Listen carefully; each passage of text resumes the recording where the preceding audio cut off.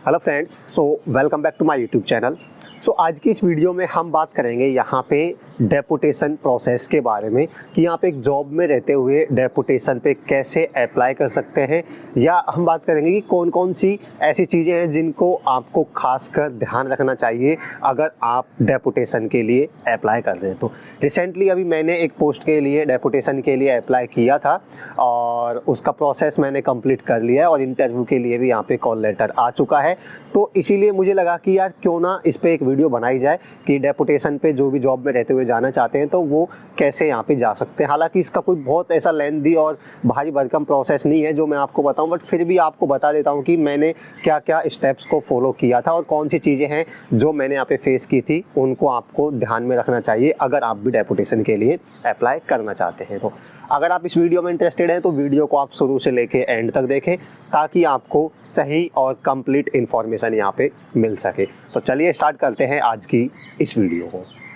तो देखिए, डेपुटेशन क्या होता है ये तो पता होगा अगर आप जॉब में हैं। तो जाहिर सी बात है कि मान लो आप किसी एक डिपार्टमेंट में काम कर रहे हैं, जॉब में हैं, अब किसी दूसरी अदर डिपार्टमेंट में कोई वैकेंसी निकली हुई है तो उसमें आप अप्लाई कर सकते हैं। जाहिर सी बात है कि वो हायर ग्रेड पे के लिए होगा तो आप अप्लाई करते हैं। तो आप किसी दूसरे डिपार्टमेंट में कुछ टाइम पीरियड के लिए, यूजुअली वो 4 से 5 साल के लिए होता है, तो उसमें आप अप्लाई कर सकते हैं। और अगर उस पर आप सेलेक्ट हो जाते हैं तो आप जितना भी एक टाइम होता है, टाइम पीरियड कि वो 4 साल के लिए, 5 साल के लिए ले रहे हैं, तो वहाँ पे आप अपनी जॉब कर सकते हैं, अपनी सेवा दे सकते हैं। और वो टाइम पीरियड कंप्लीट होने के बाद आप फिर से आप आपके पेरेंट डिपार्टमेंट में, जो आपका ओरिजिनल डिपार्टमेंट में जिसमें आप जॉब करते हैं, उसी में आप फिर से आ जाते हैं। तो ये होता है यहाँ पे डेपुटेशन का प्रोसेस। तो अभी मैं राजस्थान में एक वैकेंसी निकली थी डेपुटेशन पे, तो उसमें मैंने अप्लाई किया था क्योंकि मैं राजस्थान में जाना चाहता था और वो 4800 ग्रेड पे के लिए, हायर ग्रेड पे के लिए, तो मैंने अप्लाई किया था। सबसे पहली बात तो ये है कि डेपुटेशन के लिए पता कैसे चलेगा कि यार डेपुटेशन के लिए वैकेंसी निकली हुई है। देखो, ये यूजुअली पता नहीं चलता है क्योंकि 1 या 2 या 4-5 वैकेंसी, इतनी ही वैकेंसी निकलती है, 1-2 वैकेंसी निकलती है। तो इनका पता करने का सही तरीका यही है कि आपके जो भी फ्रेंड्स वगैरह हैं तो उनको आप बोल के रखें, जो ऑलरेडी किसी जॉब में है, मान लीजिए कि अदर डिपार्टमेंट में जॉब में, तो उनको आप जहाँ पे आप जाना चाहते हैं, जैसे मान लीजिए मैं जयपुर जाना चाहता हूँ, तो जयपुर में जो भी मेरे फ्रेंड्स काम करते हैं, जॉब में हैं, तो मैंने उनको बोल रखा है कि यार कहीं कोई वैकेंसी निकले तो आप बताना।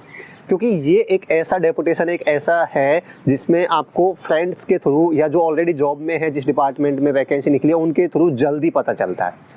अब उसका नोटिफिकेशन आएगा, हमें पता ही नहीं चलेगा। ऐसे तो हज़ारों डिपार्टमेंट है, सबको हम थोड़ी ना चेक करते रहेंगे। तो आपके फ्रेंड्स वगैरह जहाँ आप जाना चाहते हैं या जिस भी डिपार्टमेंट में जाना चाहते हैं उसमें काम कर रहे हो तो उनको आप बता दें। मैंने भी ऐसे ही वो बोल रखा था, तो मेरे दोस्त ने बोला कि यार इसमें वैकेंसी निकली हुई है तो अप्लाई कर दे। तो इस तरीके से इसका पता आप कर सकते हैं डेपुटेशन के लिए कहाँ वैकेंसी निकली हुई है।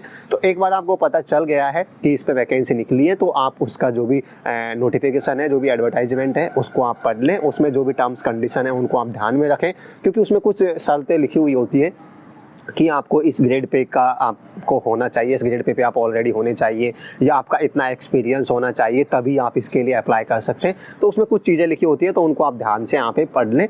और ये पढ़ने के बाद जब आप अप्लाई करना चाहते हैं, आप श्योर हो गए हैं, तो आप आपके डिपार्टमेंट में तुरंत जैसे ही आपको पता चले, आपके डिपार्टमेंट में आप लिख के दे दीजिए, अप्लाई कर दीजिए। जो भी फॉर्म वगैरह निकालते हैं तो उस फॉर्म को फिल करके आपके डिपार्टमेंट में आपको देना होगा, जिस भी आप डिपार्टमेंट में काम कर रहे हैं। क्योंकि डेपुटेशन के लिए अप्लाई करते हैं तो एक थ्रू प्रॉपर चैनल यहाँ पे जाना चाहिए।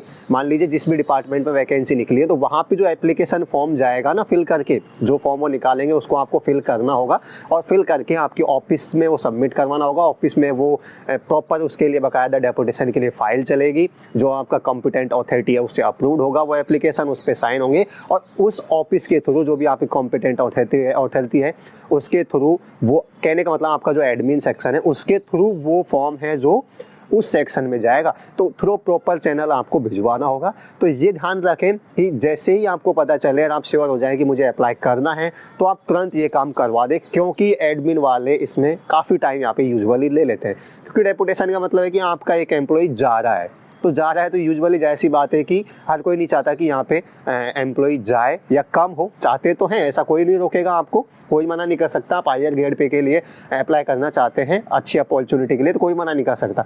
लेकिन एक होता है यूजुअली कि यहाँ से हमारा एम्प्लॉय जा रहा है तो वो ऐसे ही काम करते हैं, मतलब प्रॉब्लम आती है तो आप टाइम से पहले ही यहाँ पे सबमिट करवा दें अपना एप्लीकेशन, और आप उसको फॉलो अप करके वहाँ से आपके एप्लीकेशन को उस डिपार्टमेंट में अप्रूव करवा के वहाँ पे पहुँचवा दें। ये एक बार हो जाता है तो आपका काम ऑलमोस्ट हो गया, वो एप्लीकेशन पहुंच जाएगा। फिर आपको इंटरव्यू के लिए कॉल आ जाएगा, जो भी उसके लिए एनओसी वगैरह जो भी चाहिए, विजिलेंस सर्टिफिकेट वगैरह या अपार वगैरह जो भी है वो बाद में जाती रहेगी। अब इसमें एक पॉइंट है जो आपको ध्यान में रखना है, जो मैंने फेस किया था। मान लीजिए आपकी लास्ट डेट है, मैंने जो अप्लाई किया था उसकी लास्ट डेट 28 थी, और मैंने 28 को ही वो एडमिन में बताया था, क्योंकि मुझे लेट पता चला था कि सर मैं इसके लिए अप्लाई करना चाहता हूँ।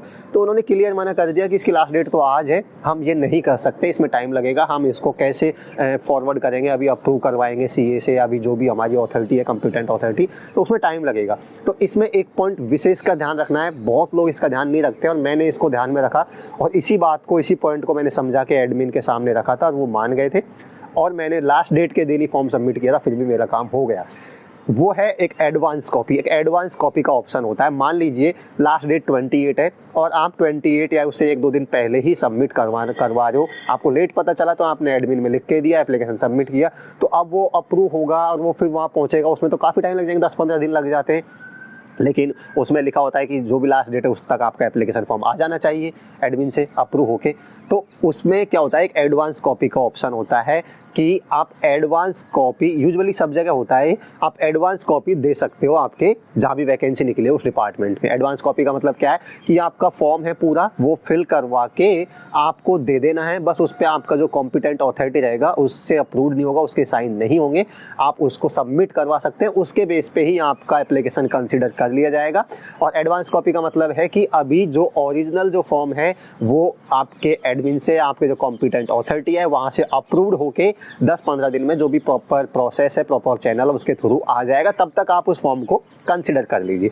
तो ऐसे ना बैठे रहे कि यार एडमिन से जब अप्रूव्ड होगा उसके थ्रू जाएगा, फिर लास्ट डेट निकल गई, ऐसे नहीं है। आपके साथ ऐसी सिचुएशन होती है तो एडमिन का जो प्रोसेस है वो चलता रहेगा, आप एक दूसरा फॉर्म भर के और उसको आप वहाँ सबमिट करवा दीजिए। उसका बस फ़र्क यही होगा कि उसमें जो आपकी कॉम्पिटेंट अथॉरिटी है उससे अप्रूव्ड नहीं होगा, उसको आप सबमिट करवा दीजिएगा, वहाँ पे लिख दीजिएगा कि ये एक एडवांस कॉपी है, ओरिजिनल फॉर्म है वो साइन होके प्रॉपर चैनल के थ्रू 10 से 15 दिन में जितना भी टाइम है उसमें आपके पास पहुंच जाएगा।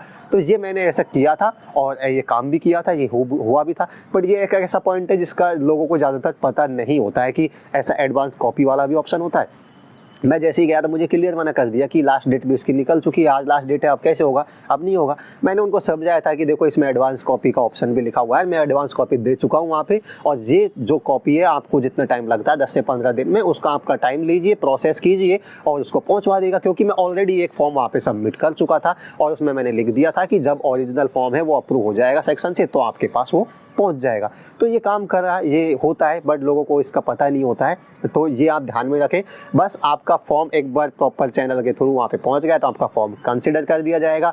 एनओसी वगैरह, विजिलेंस सर्टिफिकेट वगैरह जो भी चीज़ें वो मांगते हैं वो भी आप वहाँ से एडमिन से भिजवा दीजिएगा, तो आपका फॉर्म कंसिडर हो जाएगा। आपका इंटरव्यू के लिए कॉल आ जाएगा। इंटरव्यू होने के बाद एनओसी वगैरह जो भी चाहिए वो मिल जाती है इजीली एडमिन से, वो सारी चीज़ें लेके जाएँ, इंटरव्यू में इंटरव्यू दीजिए, उसके बाद सेलेक्ट हो जाएंगे तो आपके पास आपका जो इन्फॉर्मेशन है वो मिल जाएगी। तो उसके बाद आगे का प्रोसेस है वो हो जाएगा। वो मेरा भी अभी नहीं हुआ है, सिर्फ मैं इंटरव्यू के लिए बुलाया गया है, मेरा इंटरव्यू है, आज वीडियो रिकॉर्ड कर रहा हूँ, कल मेरा इंटरव्यू है। तो आगे का प्रोसेस मुझे भी नहीं पता है क्या होगा। अगर मैं सेलेक्ट होता हूँ तो आगे की वीडियोज़ में आपको बता दिया जाएगा क्या प्रोसेस है।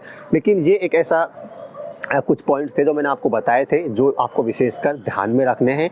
और यहाँ पे आपका जो पूरा जो प्रोसेस है इसको आपको फॉलो अप करते रहना है टाइम से, ताकि आपको यहाँ पे आपका एप्लीकेशन है जो प्रॉपर चैनल के थ्रू वहाँ पे पहुँच जाए। कोई भी गलती, कोई भी ऐसे पॉइंट्स मिस ना हो जाए जिसकी वजह से रिजेक्ट हो जाए आपका फॉर्म। क्योंकि वैकेंसी होती है 1 या 2 और उसमें एप्लीकेशन आते हैं 40-50 कितने भी आ सकते हैं, तो बहुत कम चांसेज होते हैं। और एक और चीज़ आपको बता दूँ, डेपुटेशन में सिलेक्शन उसी का होता है जिसमें जिसकी जान पहचान होता है। क्योंकि डेपुटेशन ये समझ लीजिए, इंटरव्यू वगैरह तो सिर्फ फॉर्मेलिटीज़ के लिए पूरा जुगाड़ से होता है। जुगाड़ आप समझते हो क्या होता है, जान पहचान से होता है, जिसकी सेटिंग होती है जिस डिपार्टमेंट में मान लो जो इंटरव्यू ले रहा है, जो हायर ऑफिसर्स हैं और उनका जो जान पहचान होगी उसी को वो लेंगे, या कोई भी जो भी ऊपर से मंत्री वगैरह की जो भी रिक्वेस्ट आएंगे तो जाहिर सी बात है उन्हीं को लेंगे।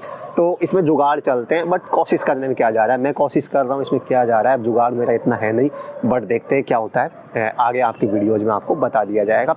तो एक छोटी सी वीडियो थी जिसमें मैंने आपको बताया था कि डेपुटेशन क्या होता है, डेपुटेशन के लिए कैसे अप्लाई कर सकते हैं और क्या क्या चीज़ें हैं जो आपको विशेषकर उसमें ध्यान में रखना होगा।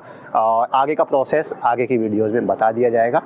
मैं आशा करता हूं कि ये वीडियो आपके लिए हेल्पफुल रही होगी। अगर वीडियो आपके लिए इन्फॉर्मेटिव रही हो तो वीडियो को लाइक ज़रूर करें। कमेंट करके आप बता सकते हैं कि वीडियो आपको कैसी लगी। आपके माइंड में कोई भी क्वेरी, कोई भी डाउट है तो वो भी आप मुझसे कमेंट करके पूछ सकते हैं। मैं सारे कमेंट्स को रीड करता हूँ, सबका विद इन टाइम यहाँ पे रिप्लाई भी करता हूँ। मैं मिलता हूँ आपसे नेक्स्ट वीडियो में किसी नेक्स्ट टॉपिक के साथ। तब तक के लिए bye bye, take care and have a nice day.